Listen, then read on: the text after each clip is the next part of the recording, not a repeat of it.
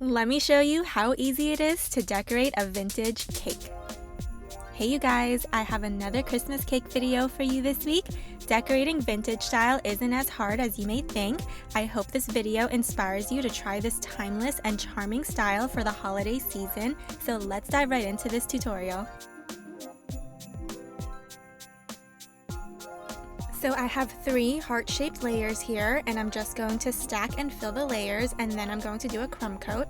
The frosting I'm using is Italian meringue buttercream, and the filling is cream cheese frosting. I'll leave the link for my recipe for these here in case you want to check them out after this video. But really quick guys, I just wanted to show you how I like to get those heart-shaped cake layers. I like to just make sheet cakes and cut out a heart out of parchment paper, and I'll use that as a guide to cut out my layers.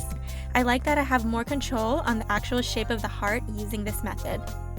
Okay, so back to the decorating tutorial. I'm doing a crumb coat here. A crumb coat just helps with sealing the moisture of the cake, and it also helps with evening out the final layer of frosting. After you crumb coat, it's best to put your cake in the fridge for at least 10 minutes to cool down and lock in that coat. Now I'm just coating it evenly with my frosting so I can have a nice base to work with.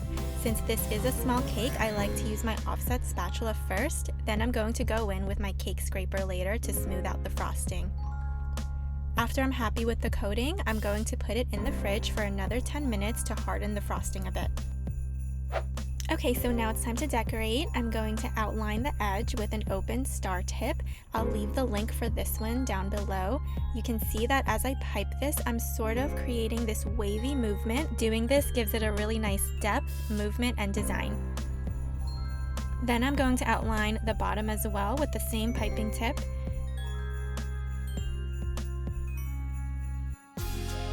Now I'm going to take a frosting bag filled with red frosting in it, fitted with a closed star tip, and I'm just going to do an inner outline on the top.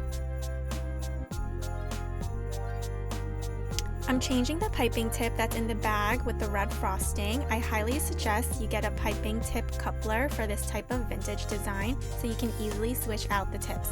I've switched this one out with the Wilton 224 star tip, and I'm just outlining the bottom design.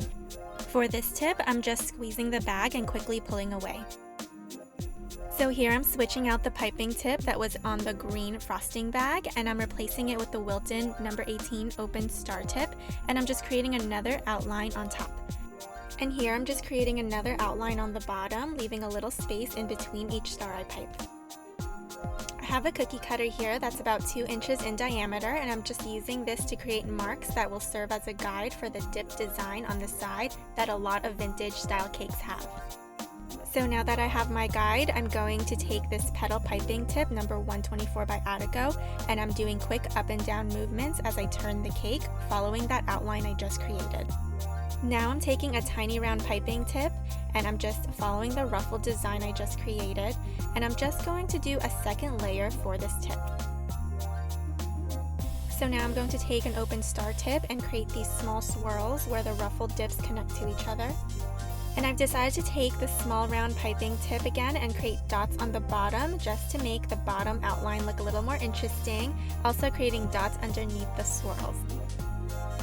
Lastly, I'm topping it off with gold sprinkles and also throwing them all around the side.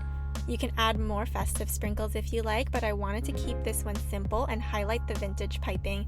I feel like vintage style cakes with a modern twist will remain a lasting trend in the world of cake design. They have become timeless and charming, and they're so pretty to look at. I hope you found this decorating tutorial helpful. Make sure to let me know if you did. Thank you so much for watching, and I'll catch you in the next video.